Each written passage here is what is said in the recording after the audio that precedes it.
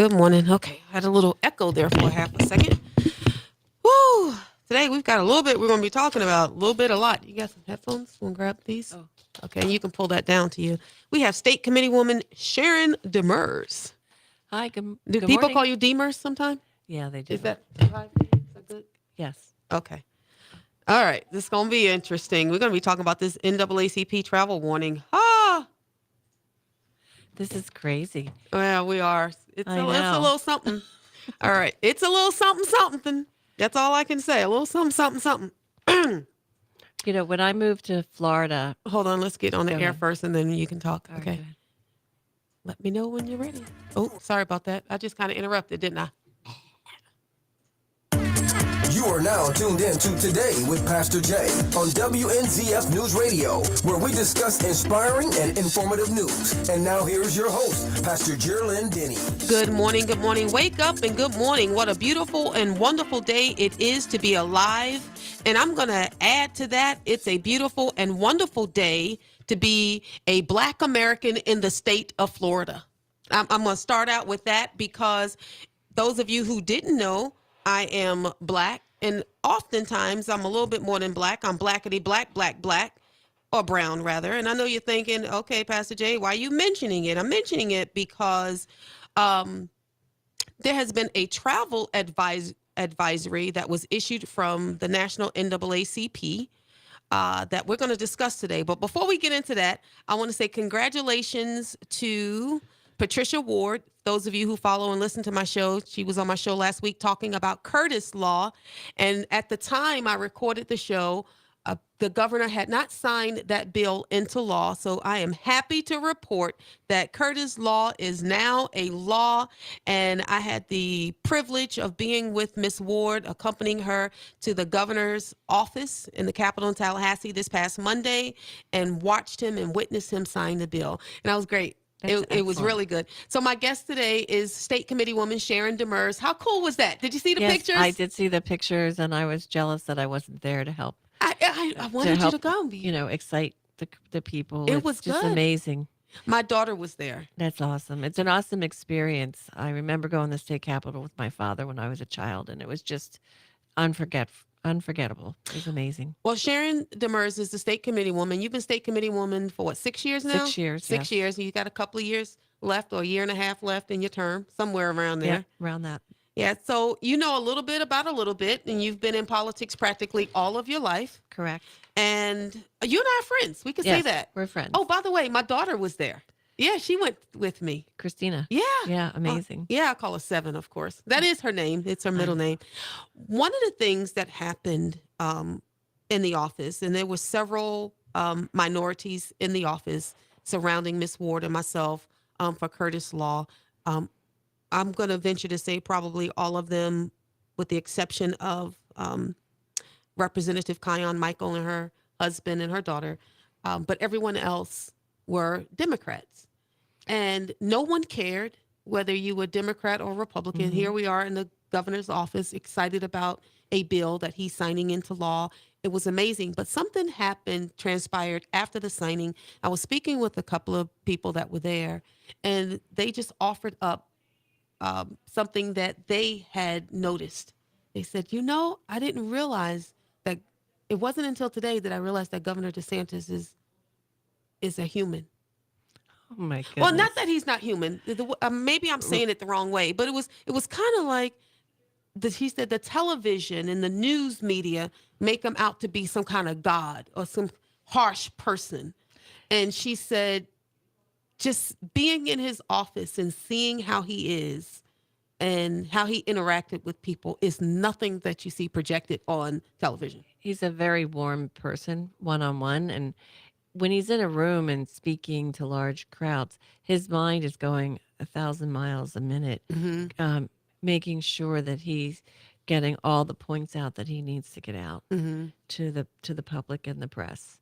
And he's an absolute genius as far as I could tell. Yeah, he is a genius. So, but it was nice for them to have that interaction and that engagement because it gave them a whole new perspective that they didn't have before. So I was grateful for that. So let's talk about the NAACP Travel Advisory for the state of Florida. If you have not heard about this, you are living under the rock. But it says under the current governor, talking about Governor DeSantis, the state of Florida has engaged in an all-out attack on Black Americans. Accurate Black history, voting rights, members of the LGBTQ plus community, immigrants, women's productive rights, and free speech, while simultaneously embracing a culture of fear, bullying, and intimidation by public officials. This is wow. If you haven't read it, look it up. The NAACP issued a travel advisory warning for the state of Florida. And it goes on to say, if you decide to travel to Florida, please be advised that Florida public schools will not teach your children accurate African American history, which includes a history of enslavement, segregation, racial injustice, and systemic racism. Please be advised that the state of Florida does not value diversity, equity, and inclusion in Florida schools, colleges, and universities. Please be advised that the state of Florida does not welcome the contributions of African Americans and people of color. I don't know what these people think or how they believe this stuff, but I live in the state of Florida and I'm a brown person and I have brown children. Some of them are lighter brown, some of them are mixed brown, whatever you want to call it. And I'm a little outraged by this. And my phone has been ringing off the hook. And I want to thank you again, Sharon, for coming on the show, State Committee Woman, because my phone has been ringing off the hook. People have been calling me that know me, that live out of state, going, Pastor Jay, a friend of mine, specifically, I'm talking about one call, a friend of mine is traveling to Florida next week on vacation, and she's afraid to come to Florida. And I told her, we're going to call Pastor Jay because she knows what's going on down there. Well, So I'll she tell called you. me. It's been crazy. I moved here. I'm originally from outside Philadelphia, and I worked in the city of Philadelphia, where I was the minority as a white person. And I never had any difficulties with anybody of any nationality or race. And then I moved to New Hampshire, where there's like 3% of the state's population is minority, and that's only because of the colleges. So I moved from white New Hampshire mountains to Florida, and I could not believe the racial integration that I saw in Walmart, for example. I saw so many mixed couples. I was like, wow, this is really awesome. There's no division in this community. It's all one. There were, black and white married couples. There were mixed race children. There was Hispanic and white people, Hispanic and black people. I just don't think diversity is not a problem in Flagler County. Now, I've been all over the state too, pretty much, and I don't see a division. I just don't see it, and I don't feel that we have any laws that impede that. Well, being a black woman or a brown woman or whatever, black don't crack and brown don't frown. I can say it wasn't until I moved to Florida that I really started to see or feel or had issues with the color of my skin. My children have had those issues where we've been treated differently. And it wasn't until I moved to the state that it happened to me. From New York to even in Virginia. Well, in Virginia they had KKK marches, so there goes that. But it wasn't until I was here as an adult for me to realize. And of course, in the military, you don't see it that much either. However, I can say that there hasn't been what I would call a significant shift to cause the NAACP to issue a travel advisory for the state of Florida. I do not believe that what they're saying is true and accurate, just from my own personal experience. I mean, my husband lives here. He'll probably say he's more black than I am, whatever that means. But I haven't really seen it. And I'm very disheartened that my phone's been ringing off the hook because people are afraid to come to Florida. So I'm here to tell you, if you're black, please come to Florida. You are welcome here. If you're an African American, you are welcome here. So we're going to talk about some of these bills because they cited some bills, right? And you've got some information on the bills. But I want to get into that. But before we do that, let's take a break because I don't want to miss this and I don't want to chop this up. Don't go anywhere. Don't touch that dial. You're listening to Today with Pastor Jay.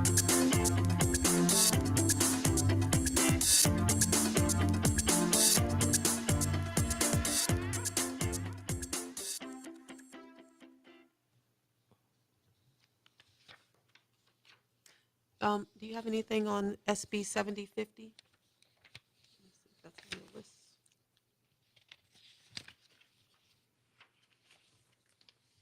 Oh, I don't have the immigration one. Nope, that's the one on they call the voter suppression one. Right. All right, we'll look up that one in a Well, minute. I've got all the ones with the tax relief. Okay. All right. Let's talk about how about HB1? Which one's that? All right, we'll talk about that one first because I'm sure you know that one. That's the school choice one. Right. Yeah. Well, that's a massive one. We'll talk about that one real quick. Okay. All right. You ready? Welcome back. Welcome back. You're listening to Today with Pastor Jay, and we are discussing the NAACP Travel Advisory for the state of Florida. And in their advisory, they mentioned several bills. We're not going to be able to talk about all of them today because of time. But one of the bills they mentioned was House Bill 1. It's a major expansion of Florida's Family Empowerment Scholarship and how it comes into law. What it does, it removes restrictions and enrollment limits, allowing essentially any Florida household with a student in elementary, middle, or high school to receive a school voucher containing the amount that their local public school would have received if they had attended. The voucher can be used to pay for private school tuition or homeschooling resources. That's if the homeschooling parents are willing to abide by state guidelines or because of new education savings account to pay for other school-related costs. I'm confused. This is I'm- really great. I mean, This is an advantage for every student. I'm the really state. confused on how that is causing this particular bill is causing the NAACP to issue a travel advisory warning, because pretty much all it says is the money follows your child. Right. If you want to send your child to public school, now here's the thing, people with money or affluent people have been using school choice all their life because they could afford to pay for their child to go to a private school. Exactly. They can afford the tuition. They can, so yeah. they could send their They can kids, send it. They've their been child to enjoying any school they choice want. forever. Mhm. Forever. Send their child whatever school they want, school choice. They've had it. So now DeSantis just opened it up to, hey, everybody. Every child. So how does this affect? I'm just asking you. I think it's a wonderful idea. You're my designated white person on the show today. Okay. So I think it's a wonderful how are you idea. trying to get the black community? Right. I don't believe we are. We're trying to open up the opportunity for every child, regardless of their race, to go to whatever school the parent thinks is the best fit for their education, whether it be a Christian school or just a private school. Um, there's maybe a Montessori school, and not a Christian school, and that's just a different way of learning. Oh, I know And so now the money follows the child. the money follows the child. Now, Now- there's going to be a problem with the public schools because public schools are probably going to lose some students, and they should. Mhm. I'm just saying that hashtag defund public schools. That's because this is my opinion. This me on my little soapbox here, just so you're gonna. So the teachers unions have been holding our schools hostages for way too Mhm. long. Right. But now your child the money follows your child. So let's say, for example, before, if your child was bullied in a school and you wanted to put them into a private school because, they just didn't fit in wherever they were, or there were, cliques, you had to pay the tuition. But now the tuition will be paid by the state. The tuition follows the kid. And that's basically what it is. Instead of the school district getting the approximate $8,500 for your child in Flagler County, the private school will get the $8,500. Mm. And then if the tuition's more at that school, the parents it's up to the private school whether they have the parents make up the difference or they accept that as full payment. Mm. That is not up to the state or anyone else, private industry. I don't get it. It does say that some lawmakers expressed concerns about the scholarships cost to the state now that the very wealthy can also cash in, citing budget blowouts in states with similar legislation. Well, we all pay our taxes, so we should all be entitled to the benefits from it. There it is. All right. So here's this other thing. It's called the Stop Woke Act. People call it that. Stop wrongs against our kids and employees. Stop Woke Act. All right. This is a little something because people have a problem with the wokeness or whatever the case may be. Ba, ba, ba, ba, ba. Florida bill, the Stop the Woke Act. What do you think about this wokeness?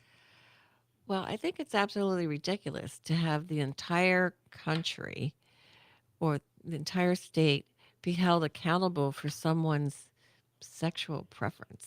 It's not,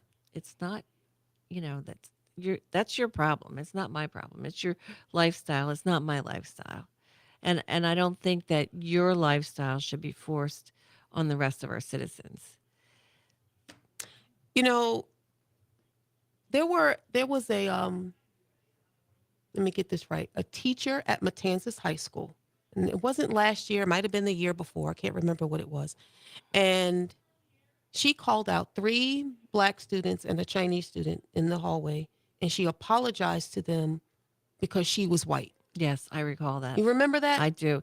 And actually, one of the children was part Korean, I believe. Mhm. And their grandfather happened to be a former sheriff. Okay, so you're familiar Yes, with it. Yeah. yes. He couldn't believe when the child came home and said, "Papa, the teacher called me out of class. I thought I was in trouble, and then she said she was sorry that she was white." He goes, "I thought I was white." He says, "I don't understand. Why is she sorry she's white? Aren't we white? Like what's going on here?" Well, So this child saw yeah. no color. And that's exactly what this bill is trying, not necessarily not see color, because we're not blind. We absolutely see color. But to be very clear, there is one race, okay? That's the human race. There's only one race. The Bible says that we're one blood. Let's be real about that. But what this stops is to make one race feels more superior than the other, and for African Americans to feel inferior. I never raised my children to feel like they were less than. Right. Okay. And in teaching Black history and African American history, just teach the history. We know that slavery was there. We Right. know all these things that happened. Yes, we are very familiar, and there's nothing wrong with teaching about how students and parents and teachers had issues because of the color of their skin. Nothing wrong with that. No one's stopping that. But what this does is stop people like this teacher at Matanzas High School from pulling students out and apologizing for being white, Right. making Blacks feel like they're less than, Right. or making any other race feeling like they're less than, or making whites feel like they're better than them. Mhm. I'm sorry, Sharon, you're not better than me. No. You know? So Well, maybe I can sew better than you. you probably can sew better than me, but it has nothing to do with the color of No. your skin. Mm-mm. You No, know? absolutely not. So it's too much. It really and truly is too much. This has nothing to do with the First Amendment. It's how people get in their feelings. Right. Plus, there's also about Employees Act, Against Our Kids and Employees Act, for the employees not to teach this stuff, where you have to do diversified training and all that other kind of. Yeah. Diversity, equity, and inclusion. What do you think about that? Well, we don't want, as a parent, I don't want the teacher putting their values and morals into my child's education. I want them to teach the facts of science, the facts of math, the facts of history. We do not need them to be teaching their emotions and feelings Well, to I our can tell children you because this. they are our children. They do not belong to the school district. I do not want to be hired by an employer that's going to sit down and tell me I've got to use particular pronouns for different people. I'm going to just tell you that right now. Not happening. Just not happening. You know, I understand that people live in their delusions. That's fine. But there are only 2 genders. And I don't mean to be disrespectful against those who, I mean, do you know now there's like over 100 different genders? I mean, I don't recall that. I No. really don't recall that in the Word of God. And people don't believe that. And that's okay. Listen, no one has to believe how I believe. But don't force me to believe how you You believe. believe. I don't want Hmm. to, and this stops all of that. We got to take another break. Don't go anywhere. Don't touch that dial. You're listening to Today with Pastor Jay.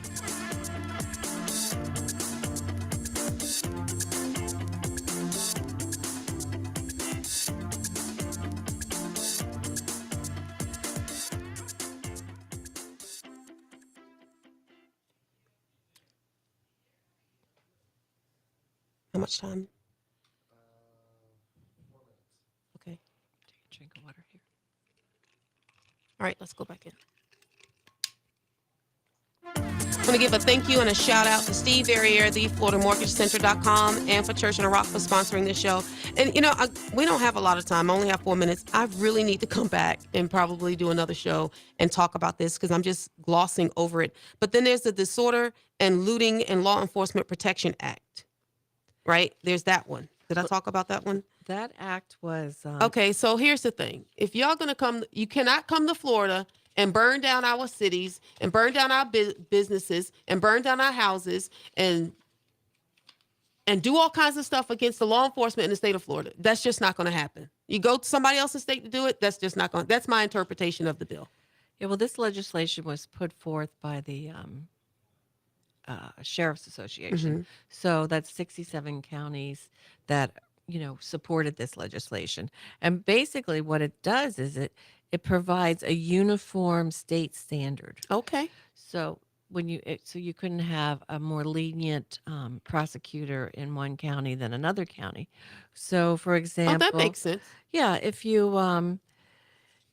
committed let's say if you committed manslaughter while driving a boat under the influence or trafficking fentanyl or extortion and written threats to kill, you couldn't be treated differently in let's say Flagler County than Appalachia County.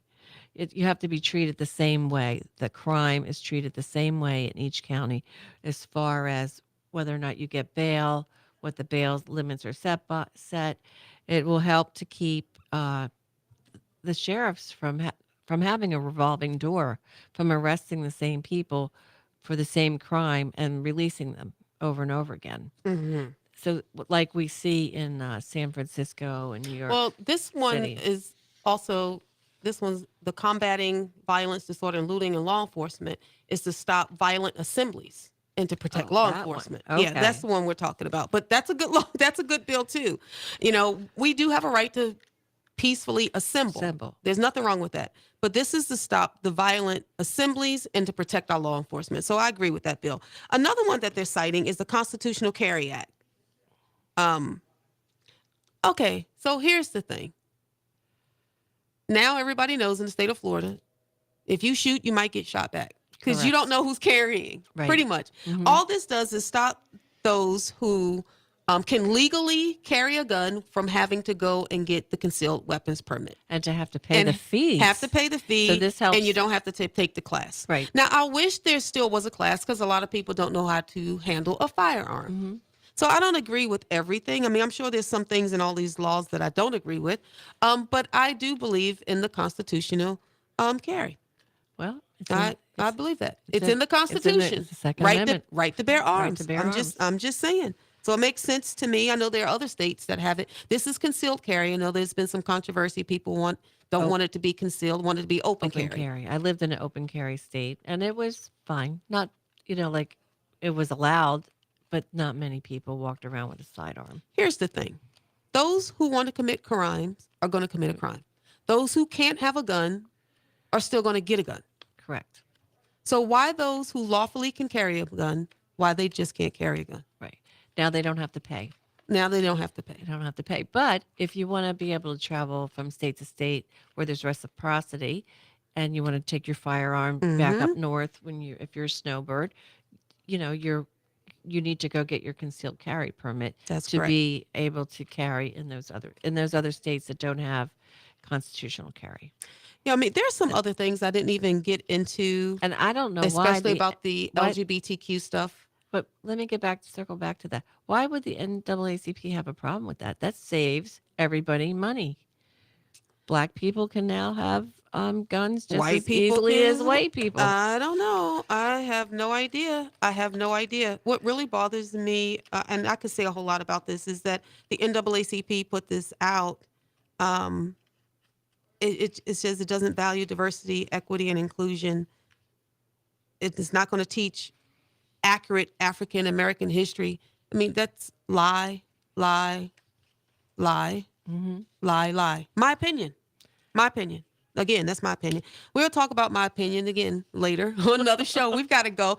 Sharon, I appreciate it. We do need, I am want to circle back. And I want you to know, guys, that I've been to Tallahassee over 10 times this year, and I've watched the debates on a lot of these bills on both sides. I don't agree with everything that's going on, but I can tell you this we've had some good legislation that came out of Florida this year, and I'm grateful and thankful for it. We're going to talk about this. We're going to have to do a part 2. So, guys, until next time, you know what I say? Yesterday's gone, tomorrow's not promised. Just don't read a piece of paper that you get on email that you get. Look up the bills for yourself. See what they are about before you form an opinion. And I want to let everyone know, come to Florida. We're friendly here. At least I'm here. God bless you and have a wonderful day.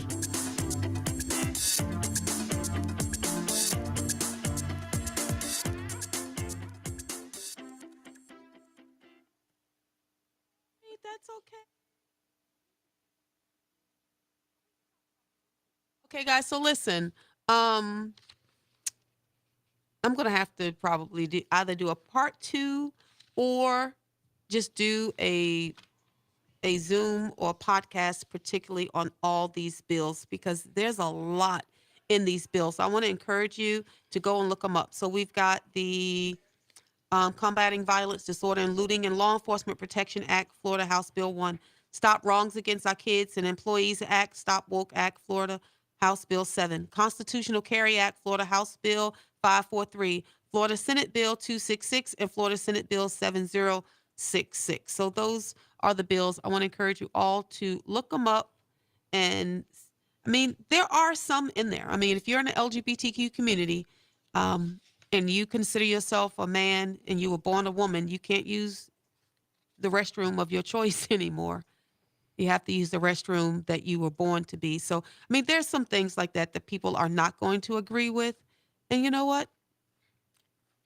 I'll have to talk about that another time. I really need to talk about that another time because I want to go into that. And I also want to talk about the illegal immigration bill. So next week, hopefully, we'll talk about those 2 bills and maybe the one about China buying our Yes, land, because the that's a good Chinese one. land. The Hmm. Chinese land. That's good. So maybe we can just do those 3 bills. We'll try it. We'll see. Don't have a lot of time. All right. Thanks, guys. Talk to you later.